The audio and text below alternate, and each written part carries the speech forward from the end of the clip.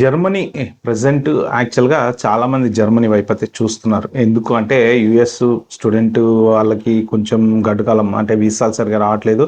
Slots ఎప్పుడు open అయితున్నాయో అర్థం కావట్లేదు.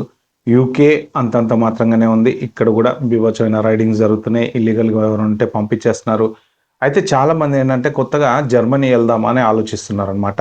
జర్మనీ ఏంటంటే one of the top country for exporting. ఏంటి ఎక్స్‌పోర్ట్ చేస్తారు అంటే మేజర్ ఇండస్ట్రీ వాళ్ళది వచ్చేసి మెకానికల్ ఇండస్ట్రీ అండి. కార్స్ అక్కడ మీకు బీఎండబ్ల్యూ గానియండి, మెర్సిడీస్ బెంజ్ గానియండి, వోక్స్ వాగన్ గానివ్వండి, ఇలాంటివన్నీ one of the top makers అనమాట. మీకు అసలు ప్రాబ్లమ్ అంటే rarest in the rare problem రావటం. ఎందుకంటే వాళ్ళది అంత హై స్టాండర్డ్ టెక్నాలజీ.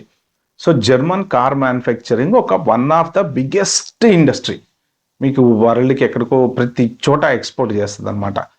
అయితే రీసెంట్‌గా ఏంటంటే మన మెకానికల్ ఇండస్ట్రీతో పాటు జనరల్‌గా లోకల్‌గా వేరే ఇండస్ట్రీస్ గూడా అన్నీ కొంత దెబ్బతినడమో, ఎకనామీ డౌన్ అవ్వటమో, వీళ్ళ దగ్గర డబ్బులు సరిగ్గా లేకపోవటమో, ఎప్పుడైతే యుక్రెయిన్ వార్ అనేది వచ్చిందో దాంతోటి వీళ్ళు కొంత ఆ గ్యాస్ పర్చేజ్‌లో వెనకబడటము, డబ్బులు ఎక్కువ స్పెండ్ చేయాల్సి రావటము, వీటన్నిటి వల్ల అక్కడ కూడా కొంత లే ఆఫ్స్, అన్‌ఎంప్లాయ్‌మెంట్ అనేదైతే పెరుగుతూ వస్తుంది ప్రస్తుతానికి. కానీ స్టిల్ జర్మన్ గవర్నమెంట్ ఏం చెప్తుందంటే, we are welcoming talented people అంటుందన్నమాట.